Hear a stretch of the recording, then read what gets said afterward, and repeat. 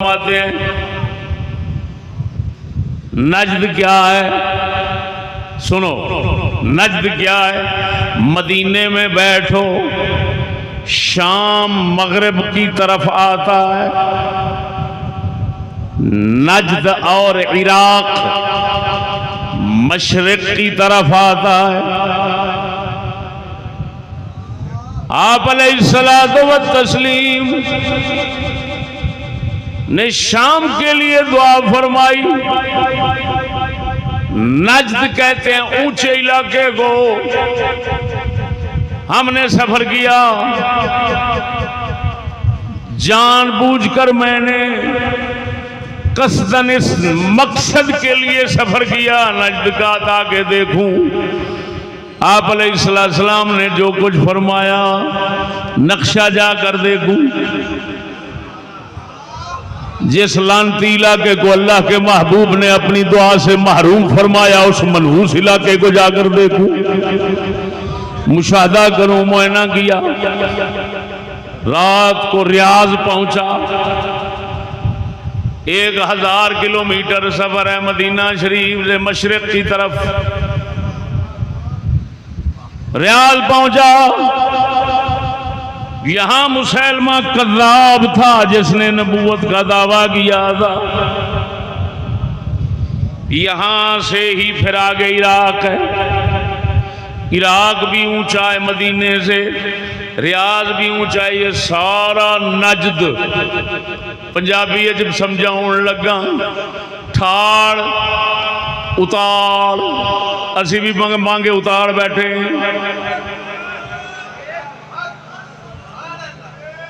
वो मदीने का उतार लगता है, तां नजद आखदे ने। नजद का माना पंजाबी उतार। साहबार की या रसूल अल्लाह ठाड़ दे बारे दुआ के फरमा रहे जे, साडे उतार दे बारे भी कर दो। हजूर ने फरमाया इराक दे बारे ते रियाज दे बारे ते सारे नजद दे बारे। जिथों सऊदीया जमे इस सारे दे बारे हजूर ने फरमाया इथे जलजले होणगे, फितने होणगे, शैतान दियां संगतां पैदा होणगियां।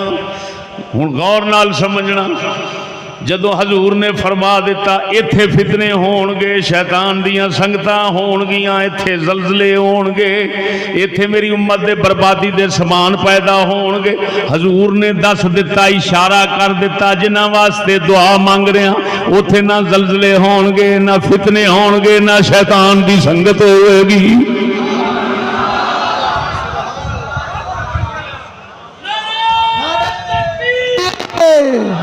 नारे रिसालत, नारे हैदरी, शान हजरत अमीर मुआविया।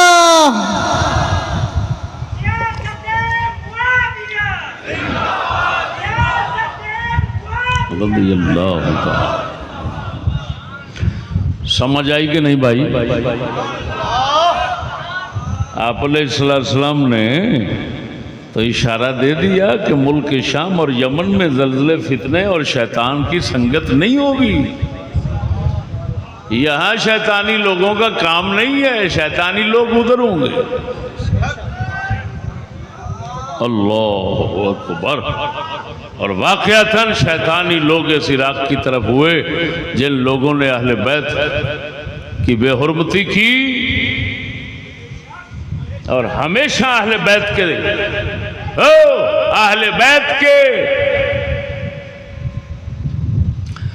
दोस्त नुमा दुश्मन बनकर रहे थे। दुश्मन, लेकिन रूप हमेशा दोस्तों का रखा है इन जालिमों ने। इसी वजह से आप अलैहिस्सलाम ने इस इलाके को अपनी दुआ से महरूम रखा। ये नजद और इराक समेत की बात है, ज़हन में रखना। जो लोग ये कहते हैं नजद इराक नहीं, वो भी गलत कहते हैं। जो कहते हैं इराक है नजद और है, इराक जो है ये नजद है, और जो हम रियाज में रहते हैं ये नजद नहीं, वो भी गलत कहते हैं। बात समझना। जो कहते हैं कि नज्द इराक नहीं, वो भी गलत कहते हैं। जो कहते हैं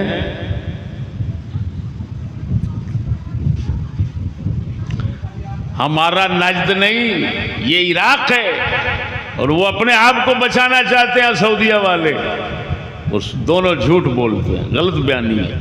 हक ये है कि नज्द और इराक का एक हिस्सा आप अलैहिस्सलाम उसी की तरफ इशारा फरमा रहे थे, यहाँ पर जल्जले होंगे, फितने होंगे, शर होंगे, शैतान होंगे। अल्लाह अकबर। बात नहीं समझ रहे?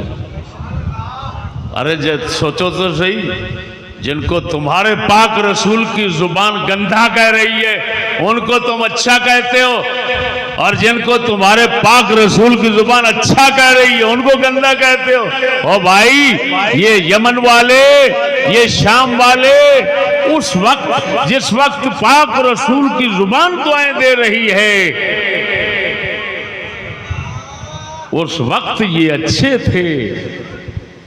बाद में खुदा जाने कहां तक ये अच्छे रहे। तो जिनको तुम्हारे रसूल की जुबान मुबारक दुआओं से याद फरमा रही है और जिक्र खैर से याद फरमा रही है, अरे तुम उनको बुरे लफ्जों से याद करते हो, और जिनको रसूल बद्दुआ दे रहे हैं उनकी तारीफें करते हो।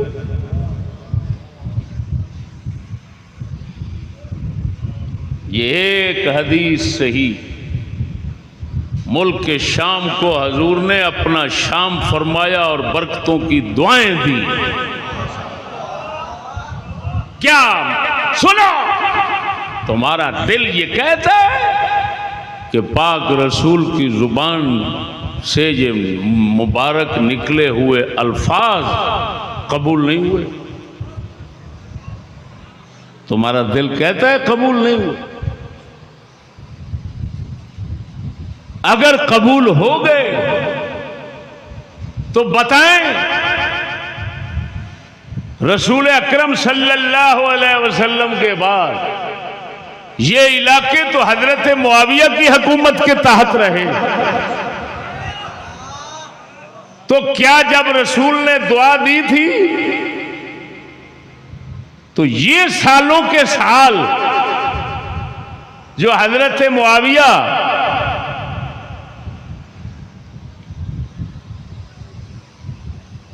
के खानदान के तहत उनके हाथ में ये इलाके रहे, उस वक्त वहां पर रसूल की दुआ नहीं सुनी गई थी। आप अलैहिस्सलाम की दुआ का असर उस वक्त पैदा नहीं हुआ था, अब पैदा हुआ। वो खुदा का बंदा, खुदा की शान है। मुल्क के शाम में हमेशा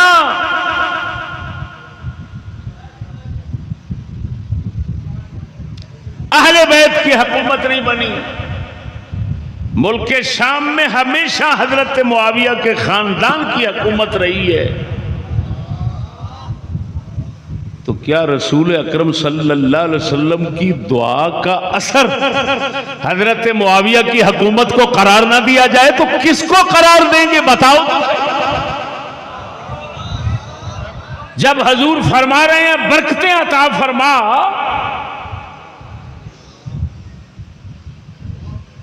तो अगर हजरत मुआविया और उनके खानदान की हुकूमत बरकतें नहीं थी तो बताओ कौन सी बरकतें थी जो मुल्क शाम को मिली? आज की, आज के मुछ डंडे वहां बैठे हुए हैं, ये बरकतें हैं।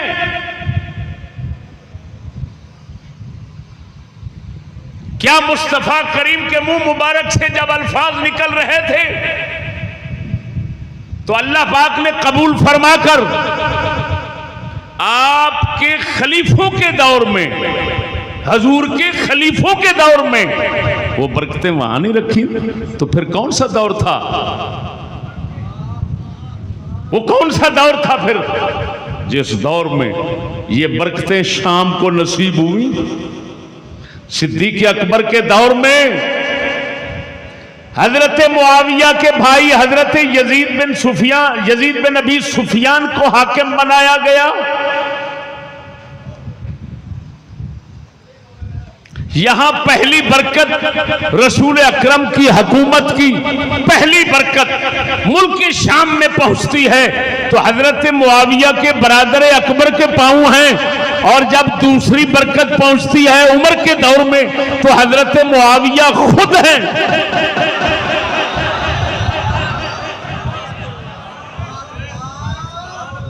तो मेरे भाइयों बताओ तो सही, अगर हजूर के दुआ हजूर के खलीफों के दौर में मुल्क शाम वालों को नहीं पहुंची तो कब पहुंचेगी?